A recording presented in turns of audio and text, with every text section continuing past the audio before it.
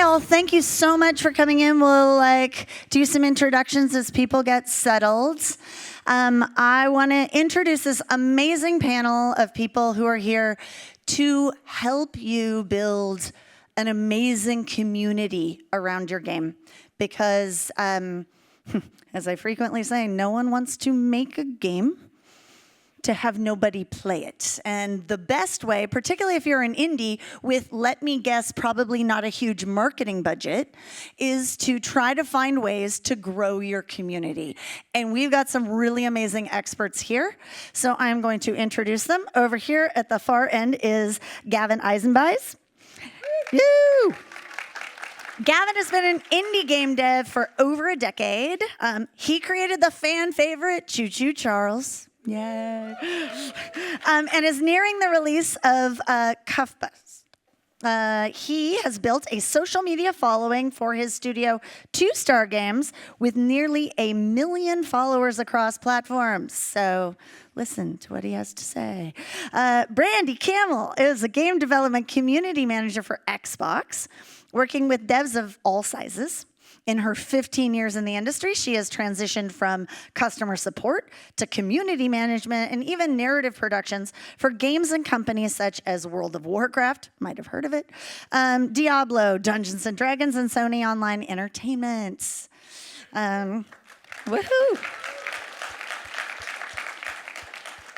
Anthony Tešija is a senior dev advocate at Discord, who is also a sponsor for this event, so thanks, shout out to Discord. Woo!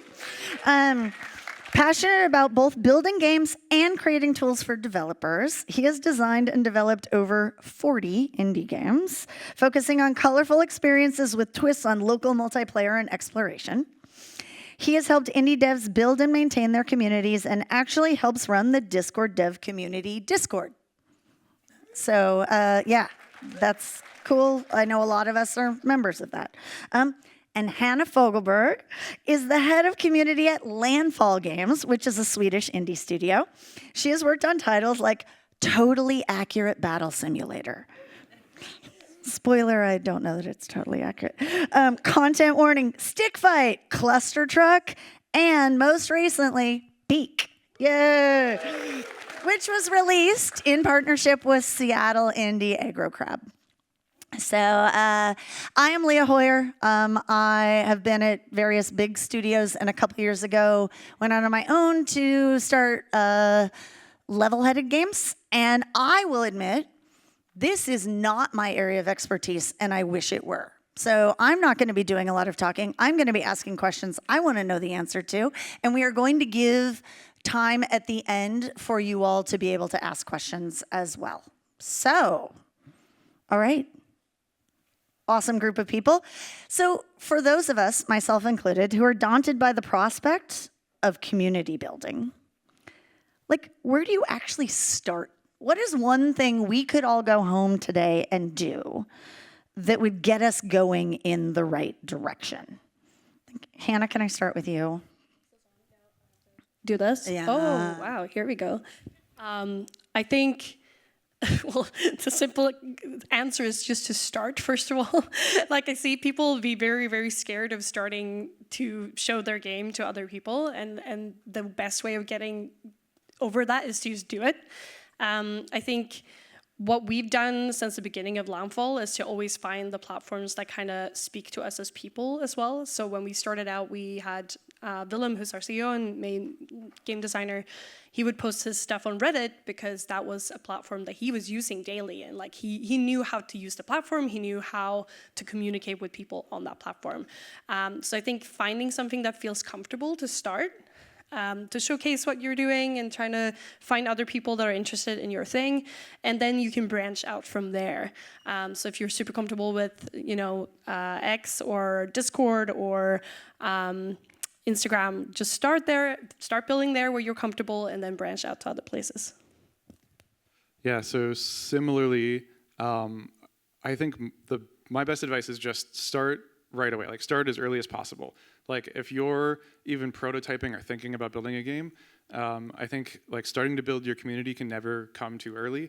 I think community is going to be the biggest driver of like growth and sustainability of your game. And so find a place where you want to build that community and just start investing in it. And that could be like, you know, even starting by, if you're in Discord, say like invite your devs in there and just start posting like early prototype screenshots. Like make it so that it's not empty too. So like when people start showing up, that, you know, there's something there for them.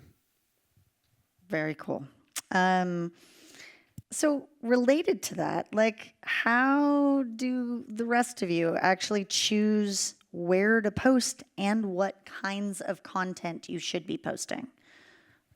So for me, it's a lot more about figuring out who your target audience is and therefore what platform that target audience wants to be on or already is on.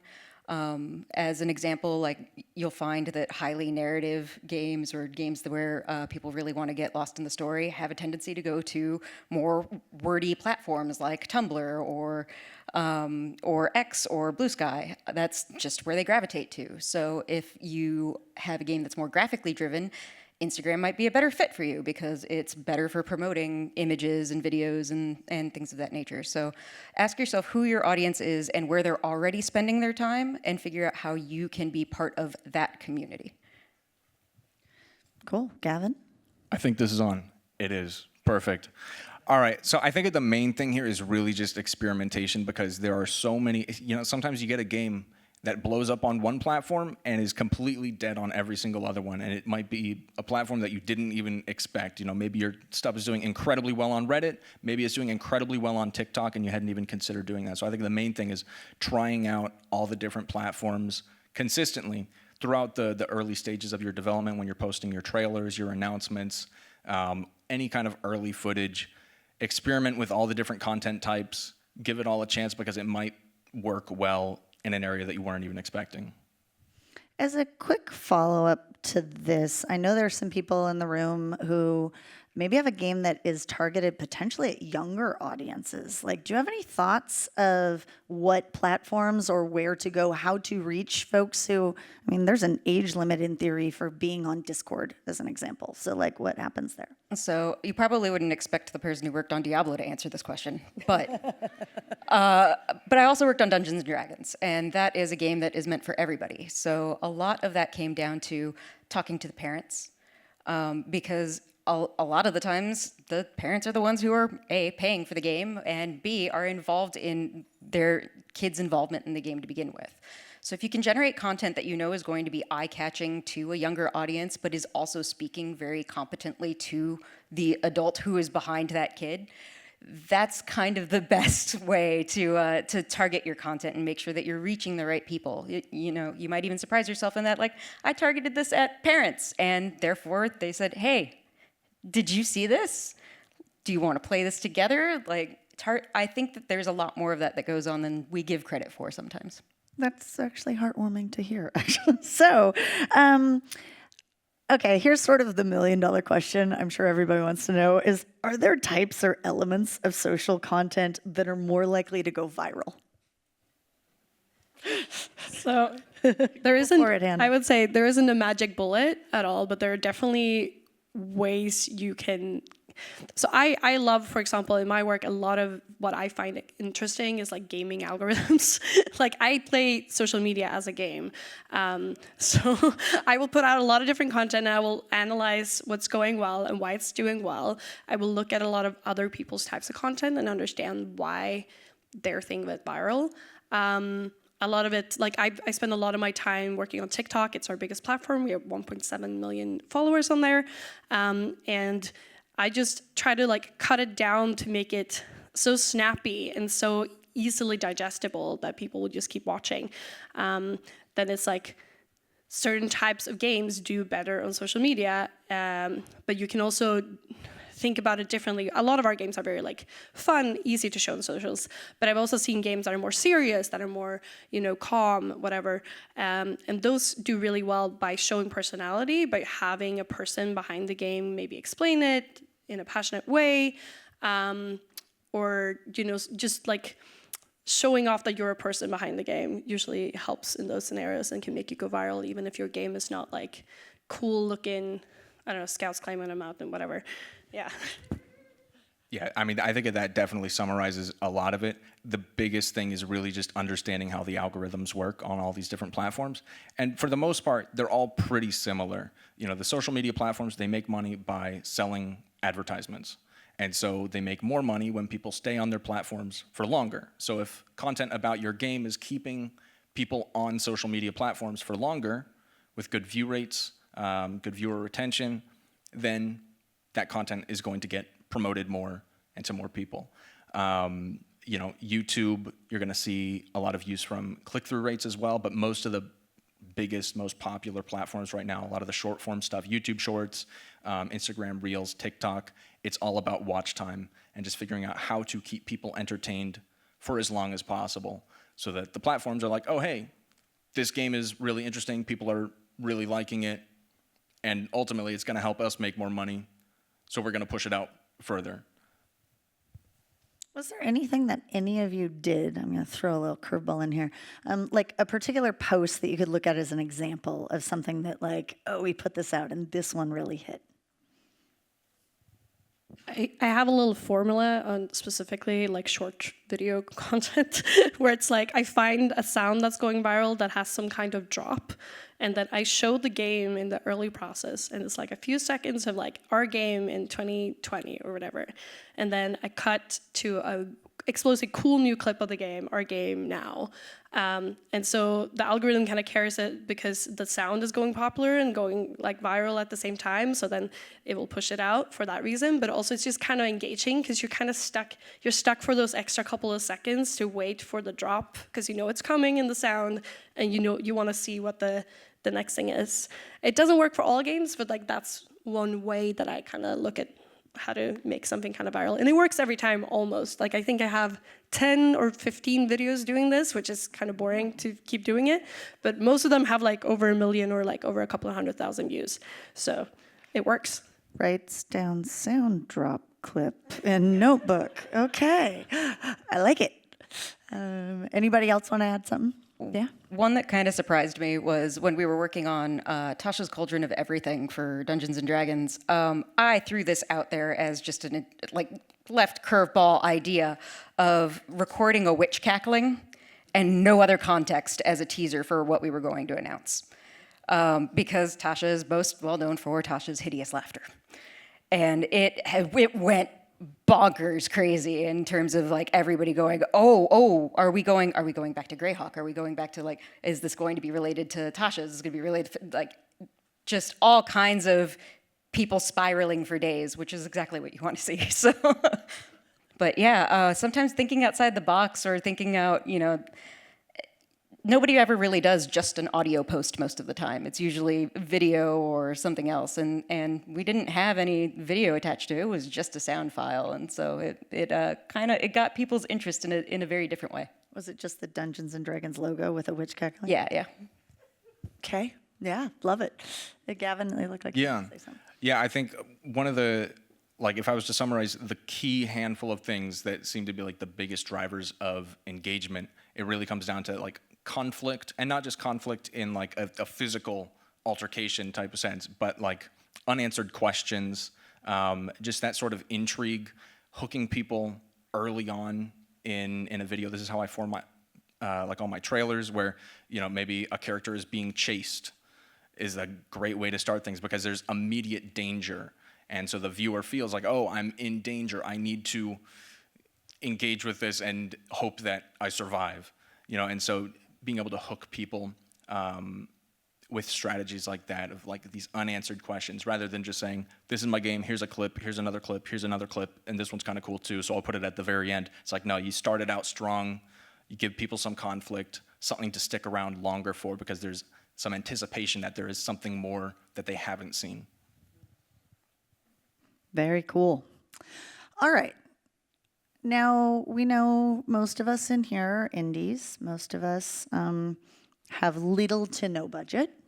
For those of you who were sitting here in the Kickstarter thing before, maybe you're hoping you're going to get a budget at some point, but some of us might. Like, if we're going to scrape together a certain amount of money to be able to put towards growing our community and sort of outreach, is there something that you would recommend like areas, platforms, content that is sort of the biggest bang for the buck that you think would happen? So I think don't underestimate the value of having a good social media management tool.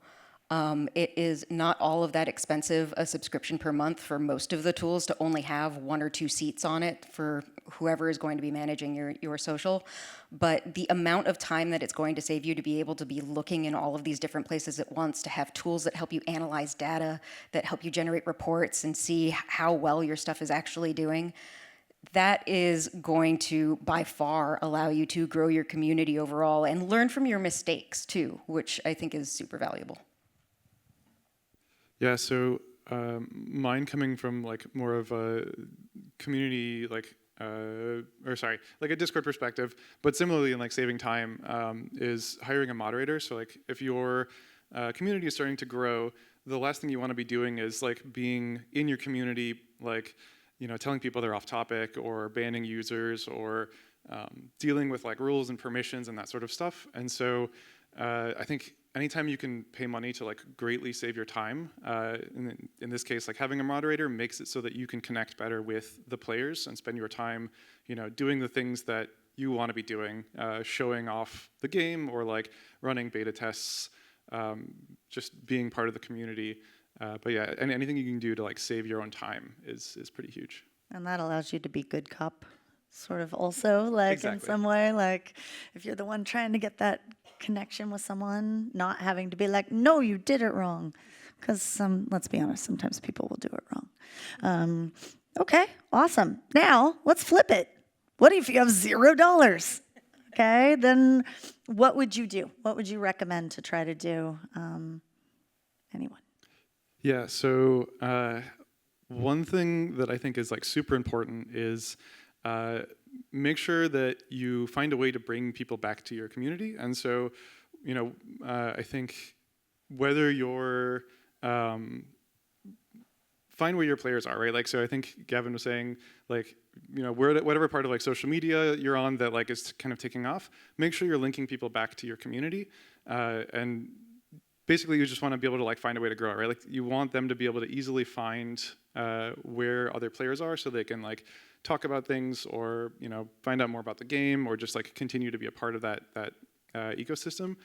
And then I think a really big one is like make sure that in your game you have a way into your community. So like on your you know start page, or sorry, not your start page, your title screen, like have links to the social media platforms, have a link to your Discord.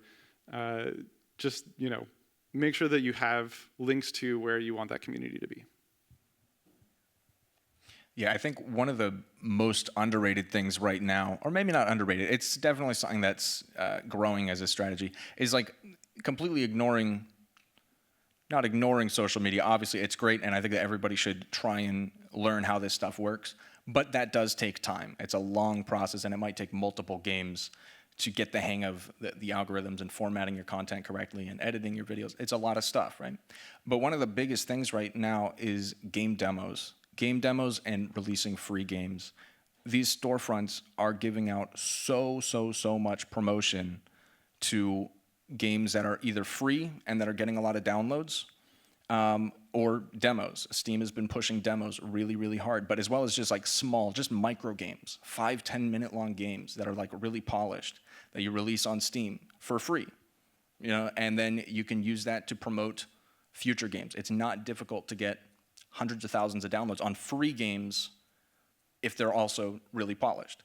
And so there's a lot of free marketing that you can get fairly easily without, you know, having to get into social media or paid ads or things like that, just using the store platforms as ad space, essentially, with the upfront cost of like having to make a small game. But, you know, we're talking like game jam size and titles here. And I think that's something that a lot of people, especially if they're just starting out and they don't have much social following to kind of get the ball rolling, because it can be very difficult within the algorithms to get that ball rolling in the first place. So using the store platforms to get some of that initial audience with free games is something that I haven't seen a lot of people do, but it works very well when people do it right. Yeah, I just want to jump in there because we've been doing this since the start, essentially, with demos of our games before Steam even had Next Fest or demo capabilities, really. We were doing this with ClusterTrack, we were doing it with tabs, and we've also been doing the free games. So for at least the beginning of the studio, we were every year for April 1st, we would release a free thing. And it would usually be like a couple of days, we made a game jam, usually using the assets of the game we were promoting at the time. So first year we did this for April Fools, we combined ClusterTrack, our jumping on truck game, with Super Hot. And we took the mechanics from Super Hot and we made a free little version of ClusterTrack where you could do that. And then the year after, we did for Totally Accurate Battle Simulator. People had been playing DayZ at the office, so we were like, what if we make this game into a zombie survival game? And we took like a week off, worked our asses off, game jammed like a free version that we put up on a beta branch on Steam, and that got really big. And that also like led into they're creating a lot more value for like the Tabs IP. The year after, we did a PUBG version of the game, similarly. So we've been doing this for many, many years. And this year, we did our first Steam Next Fest with Haste, which we just released this year as well. And it did super duper well. It was really, really good. It was also amazing feedback from the community, from like and players of what we could like fix in the game before launch. So that was super helpful for many reasons, but also to push us on the algorithm. So big fan of like free games. And to do game jams in general, you should just be doing as a studio if you have the time. One thing that I think some of us struggle with, particularly because anyone who makes games gives you advice from all sorts of different directions, but so many of us here like, hey, at some point you have like your announce for the game and you want that to be like a big thing. How much do you feel like that applies to indies?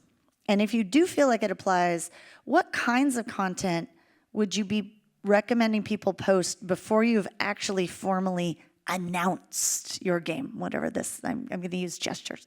Announced your game. So I did some consulting for a small studio while I was in between some projects, and the thing that I recommended was what their goal was they wanted to go to GDC to secure their funding. So that was, they didn't necessarily have like the full game to show. They had, maybe their vertical slice that they'd be able to show behind the scenes. And that was pretty much it. In terms of building their community, my advice to them was talk about what your goals are as a studio. Talk about what your values are as a studio, the kinds of things that you're going to be aiming with your games. Because a lot of the times your community isn't necessarily going to just be the fans of the one game that you released. They're going to be fans of the multiple things that you've released. So setting that expectation up front of like, well, we're the guys who did this, so you can kind of expect that we're probably going to do something that's along the lines of this in the industry. It helped build their initial community and just kind of get that following up front for them. So think about who it is that is going to be interested in your content and how much broader that's going to be over like the full length of your development cycle. Okay, and just a couple more questions, then you guys will get a chance to ask your own, so get your brains kind of thinking about what you want to know about. Talk to me about how frequently people should be posting places. Like, what would you recommend? Does it change by platform? Does it change based on the stage you were at in development? Like, what does that kind of posting frequency calendar kind of look like as a goal? I ran over questions with them ahead of time, and then I'm like, no, but some of these are popping up at the moment. So we're also ahead of schedule, so I'm like surprising them with certain things. But like if you've looked at something, how often should you put something on Instagram? How often should you put something on TikTok? Is it every day? Is it 3 times a day? Is it once a week? I think a lot of it depends on your development cycle as well. It's actually just as important to not post when you don't have anything to say, because people will know. They'll know that you're just putting out content for the sake of putting out content, and that isn't sending the right message to your audience. That's telling them you only see them as a customer and not as somebody that you want in your community.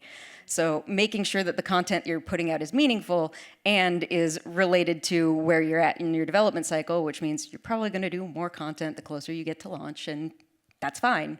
You might only put a few pieces out initially, and then you can work your way up to being more frequent as you move into different parts of your life cycle. That was pretty much it. She said it. Yeah, awesome. And I think, how many people here actually for their studio trying to sort of secure more funding? Is that how many people are in that space right now? Okay.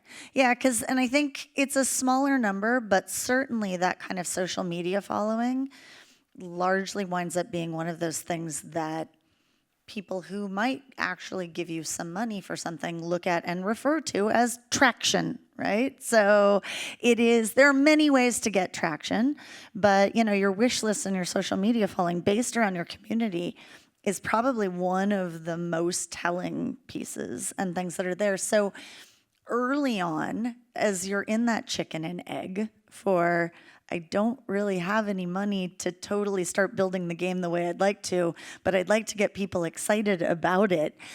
From an early standpoint, what would be the key types of content that you would be talking to people to put out? What actual physical things can they put out and talk about? I think the main thing would be a trailer.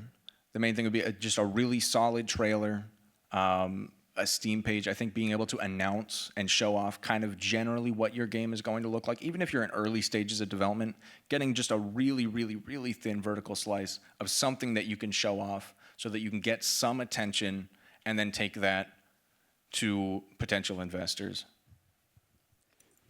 It's a bit different than a question, but we, especially early on when we didn't have, now we're self-funded, we can make whatever we want at this point.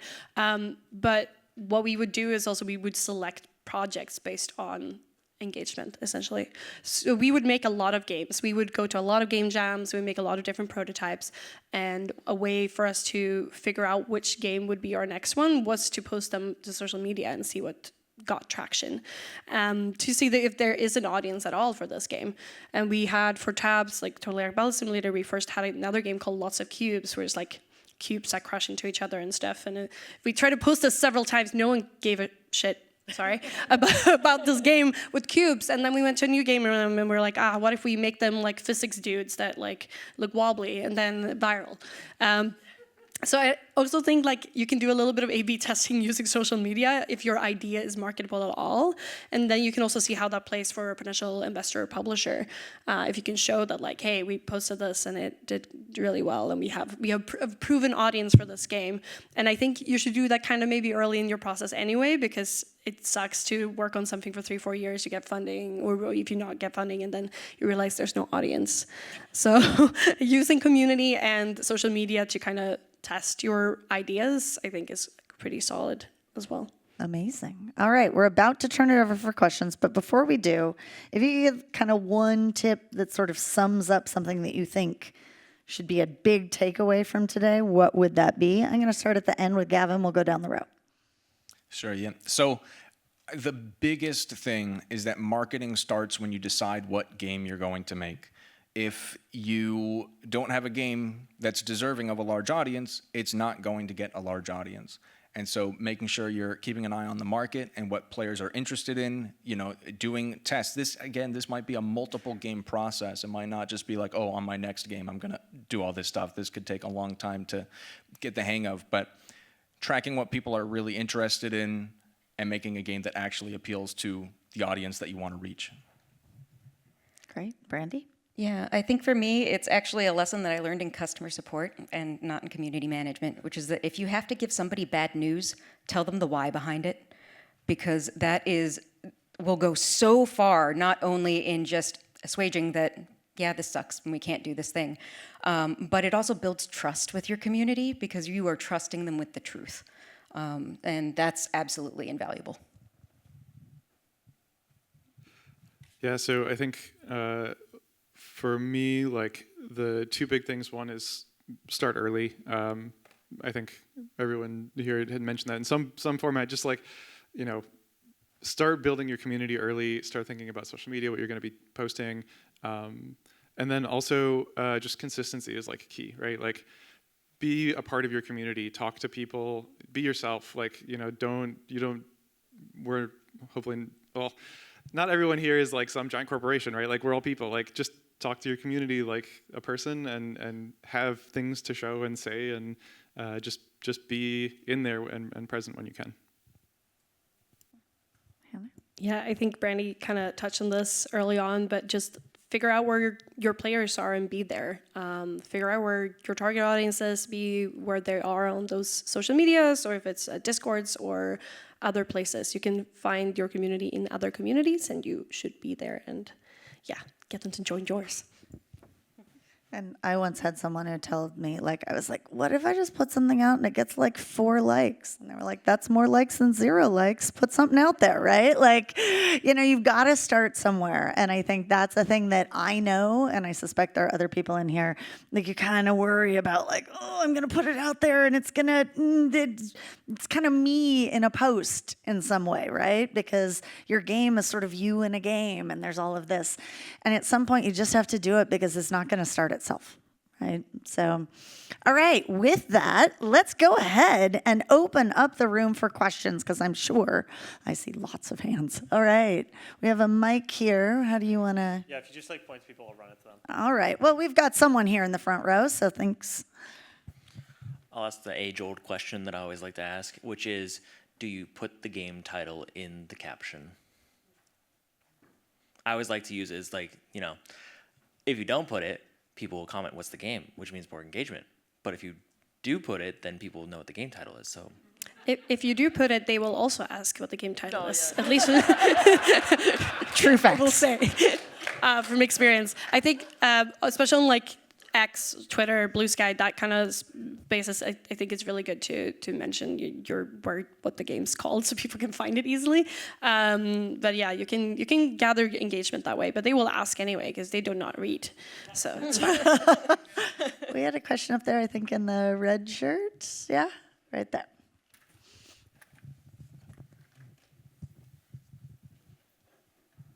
All right, this might be a weird one, but should you protect your game ideas before showing the game off as a solo or indie dev, and how do you go about doing that?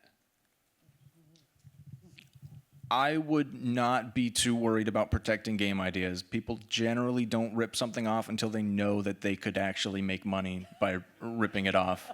So if you have a game that's not out yet, it's not announced, nobody is particularly interested in it yet, then you're pretty safe. It's once you hit the release button, that's when that kind of stuff might start to happen. Yeah. There's some over here. How about blue shirt right here?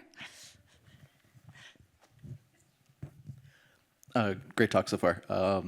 So like, oversimplifying it, let's say that there's high effort content that you guys can make, which is trailers, game like devlogs, things that require editing, effort. And then there's like low effort stuff, which might be memes or, the song of the day or AI slop, is at the very bottom end. What do you think is kind of like the return on like the higher effort versus the lower effort? Should we make 10 slop posts or 1 good post per week, for example? I think slop can be good. Not AI slop though, fuck that. But sorry. But sorry, I forget you don't swear in this country, also in public. I said it for me also. Even though my main job is doing community management, I have a lot of games to manage, and I have very little time to do on each thing. And when we started out on TikTok early on, I had a time limit for myself for the time I could dedicate per day. And I was making 3 TikToks a day, and I set, I think, 40 minutes to an hour maximum for making those 3, which meant that the content wasn't very high quality. Not each, total. No, total. Yeah, that was all the time I had. And I was, this is also when it was 15-second videos, I will say. So it was way easier to make. Now I take longer time. And that in that scenario, quantity over quality sometimes did really, really well. So I think it depends on platform. It depends kind of how good your slop is. Like, I don't know. Like, I had the good thing where I also had just content that I had collected over the years before TikTok became a thing. So I could just like repost our old trailers and videos and cut things together. And it's a collage of stuff that we've been making for 10 years. But yeah, I don't know if that answers anything really. But but I think you should have some high effort things. You should put high effort into your trailer. You should put high effort into your Steam page to look good. And then in between, you can do some shit posting. I'd love to jump off on that. I would also say when you take a look at your high effort content, look at how usable it is for more than one piece of content.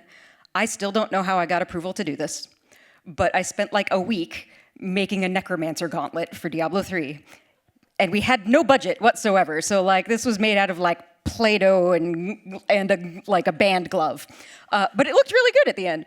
I made so many pieces of content with that one gauntlet. I can't even begin. Like I was just looking for excuses to wear it around the office and do dumb things. And all those pieces of content did great. So like, yes, that took me a long time to make this one effort, like high effort thing, but I was able to use it for multiple pieces of content over time. And so, you know, that's my return on investment was far higher than really what you would think it would be. Cool. Over there on the far side, it might take, awesome. I'm just gonna make you run as far away between people as possible. So when you're like putting out stuff really early in the process, what sort of tone do you use to engage with your audience when you're like just starting to put stuff out there? Like you don't have an established audience yet, you're just throwing stuff out there. Do you address them personally? Do you do like the whole Gen Z marketer thing? Like how do you address people? I feel like you should do what's comfortable to you. I think it's very clear when someone's playing a character, which you can do as well if you like. If that is something you're comfortable doing, like doing a bit can go hard. But like, I think I can see very clearly when someone's very uncomfortable with the way they interact with people, and so I think like finding what's your like more true tone. I think a common mistake I see, especially indies do, is that they look at posts of studios that they follow and they like, and usually it's like Nintendo, and then they like try to replicate that kind of posting style for their 10 followers, and that doesn't sound very engaging coming from you. Like Nintendo doesn't have to do anything; they can put out anything, and like people will like it, right? But you probably need to be a little bit more personal and a little bit more. Especially if you're like a solo dev, I think you need to show quite a bit of personality in your posts and like, hey, I'm this person making this thing. Because also people are more willing to engage with things where they're like, oh, there's a person, their name is, so for example, like a friend of mine is made a game called Mail Time, and her account was Kayla Making Mail Time was the account name, and like it was very clear that it was like one woman making this game, right? And that made people more excited to engage with it because it wasn't just like, oh, some big nameless company in a suit is making this. It's like an actual person. Is there anything to the flip side of that? Because I know like we sometimes talk about the fact that there's a story in our world and maybe one of the characters should have like a social media account or something. Like are indies kind of too small for that? Like if you were launching Portal today, I think GLaDOS and Aperture would certainly have their own social media accounts, right? But and that'd be awesome, but they're a bigger entity than we are. So thoughts on that, or should you pretty much go to like yourself in your studio? So I think in terms of indies, and this is speaking as somebody who has largely worked at AAA studios and very large studios, what we're talking about really is brand voice. And I think that the most valuable thing for indie devs to show off in brand voice is authenticity. So yeah, it might work if you were to do this one-off thing that is, you know, that might be a campaign that you do for a short period of time, especially if you have a very strong voiced character in your game that you want to take over your handle for a week. But your handle should probably be something else first. And that thing should be authentic to you and your game and, you know, what you represent. There was a question down here in the,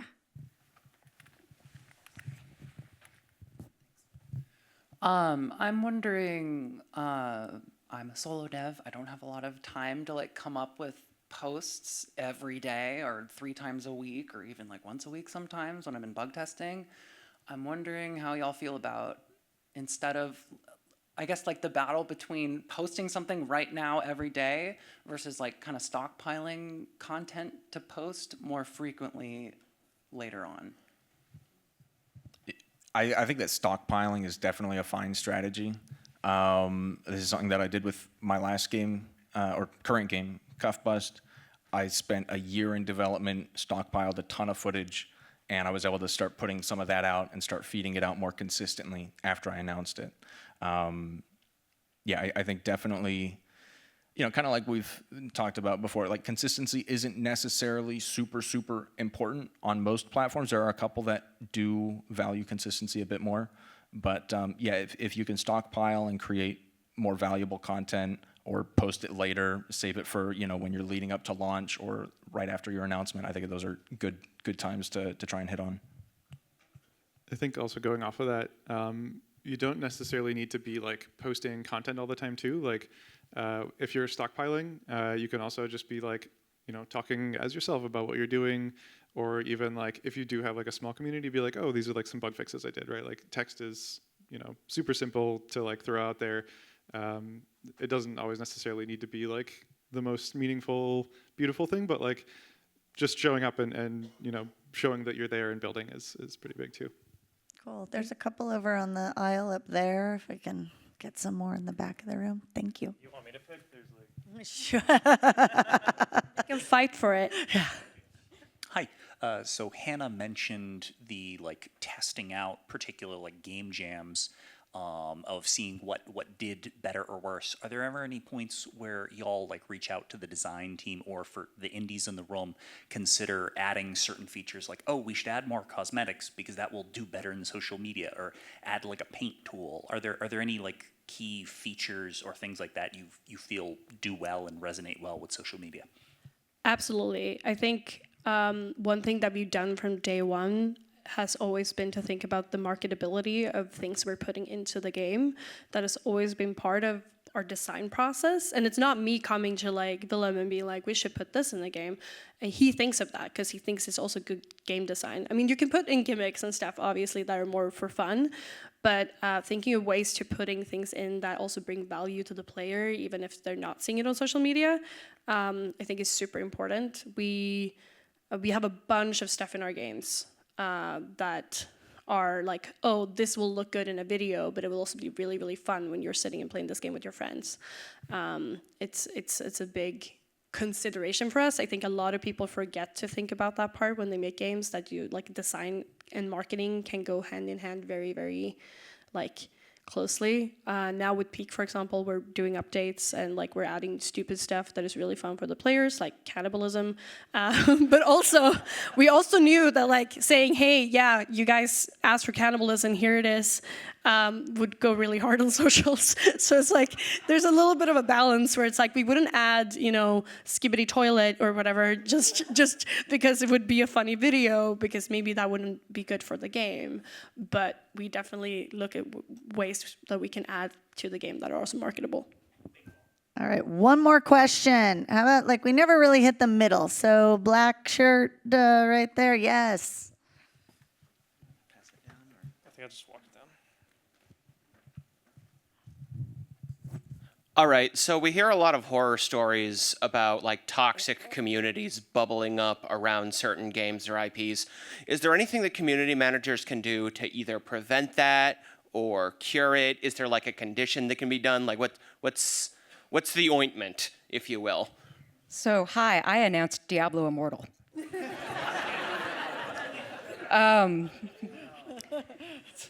There's a certain amount of control that you do have and a certain amount of control you don't have. And the best thing that you can do going into anything is building the trust of your community, is what it comes down to. At the end of the day, even after everything that happened, a lot of what I had happen, like at that BlizzCon in particular, were people coming up to me going, hi, I recognize you're the messenger, but I'm really mad. And that's fine. The reason I got that response was because everybody knew me really well in that community. They trusted what I had to say. They knew that I had their backs. And they knew that at the end of the day, it wasn't my decision. So if there's things that you can own them and don't be afraid to, be honest about it. And if there are things that you can't, then you can be honest about that too. And it does get really complicated at the AAA level when you have, investment and stockholder stuff that you have to worry about that complicates things. But there is still an area in there that you can wiggle around and, tell a message without sometimes even saying it outright. Yeah, I think like the worst thing you can do is kind of ghost those people if they're also in your community. There's also distinctions, like sometimes other toxic communities will come in and be like, oh, you added a woman to the game, I hate women. Like, those are not your players, so you don't have to care about those people. you don't have to care about those people. But if there are people who have been playing your game for a long time that are in your community and you make an update that like breaks their favorite mod or whatever it could be, it's just really, really good to be there for them and like talk to them as people and be like, hey, if you have to apologize, also apologize. Not giving them the information about why things happen. Like you said this before, like communicate why. Sometimes we make mistakes or sometimes things break or whatever. As long as you communicate why and that you're saying you're working on it or the reasons why you're not working on it, people tend to like really vibe with that. And we try to do that a lot. Because even if they're mad at you, they care, right? So, like, that's a person that you want to keep in there. All right, we are out of time. I want to thank you all so much. I've learned a ton. Thank you so much for sharing. Thank you. And agreeing to be on this. And thank you all for coming to Slice.